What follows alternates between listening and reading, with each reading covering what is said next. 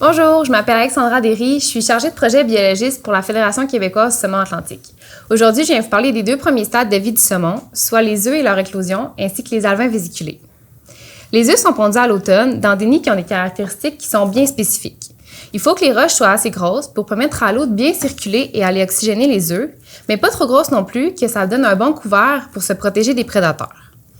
Les femelles vont pondre les nids en utilisant les muscles de leur queue pour enlever toutes les roches et le sable qui s'y trouvent.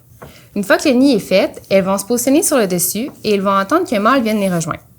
Quand le mâle arrive, elles vont pondre les œufs, les mâles veulent fertiliser, puis ensuite, elles vont utiliser encore la queue pour recouvrir les œufs pour bien les protéger.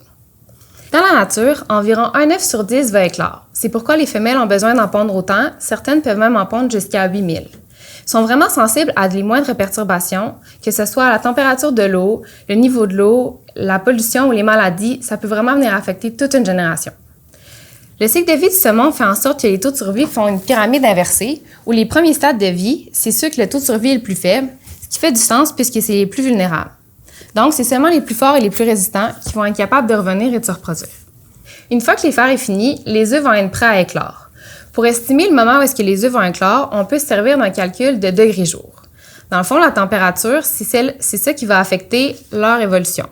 Donc, au lieu de calculer en jours, on utilise les degrés-jour. Les œufs vont éclore quand ils vont avoir accumulé assez de température. En général, c'est autour de 430 degrés-jour.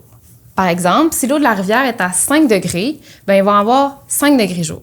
Si le lendemain, la température est encore à 5, ils vont avoir 5 degrés-jour de plus, donc ils vont être rendus à 10 degrés-jour et ainsi de suite jusqu'à 430 degrés-jour.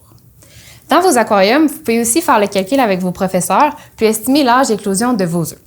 Lorsque le développement des œufs est terminé, on assiste à l'éclosion. Lorsque les alevins vésiculés sortent des œufs, ils sont très petits, presque transparents et mesurent moins de 2 cm. Ils vont rester cachés sous le nid, dans le gravier, jusqu'à ce qu'ils soient prêts à sortir. Mais là, s'ils ne bougent pas pendant les premières semaines de vie, comment ils font pour survivre? Qu'est-ce qu'ils mangent?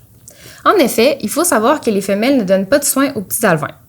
Après la reproduction, il y en a certaines qui vont retourner vers la mer pour s'alimenter, mais la majorité vont mourir près des nids dans la rivière, puisqu'ils vont avoir utilisé toute l'énergie qu'ils avaient pour la reproduction. Les alevins vont plutôt se servir d'une poche qu'ils ont sur leur ventre et qu'on nomme vésicule, d'où leur nom, les alevins vésiculés. Cette poche-là leur permet d'avoir tout ce qu'ils ont besoin pour pouvoir se développer jusqu'à ce qu'ils soient prêts à sortir des nids. La vésicule est remplie d'un liquide qu'on appelle vitellus. C'est le même liquide qui se trouvait dans l'œuf et qui lui permettait de se développer à ce moment-là. Mais pourquoi éclore si l'alevin n'est pas vraiment prêt à vivre tout seul dans la rivière? En fait, c'est pour augmenter les chances de survie.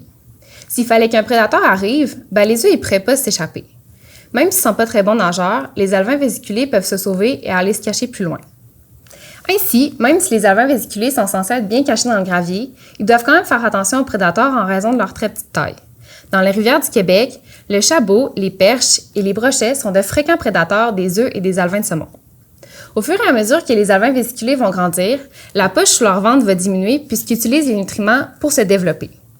Une fois qu'ils sont prêts à sortir du nid de gravier, ils vont pouvoir aller chasser dans la rivière et aller chercher eux-mêmes leur proie.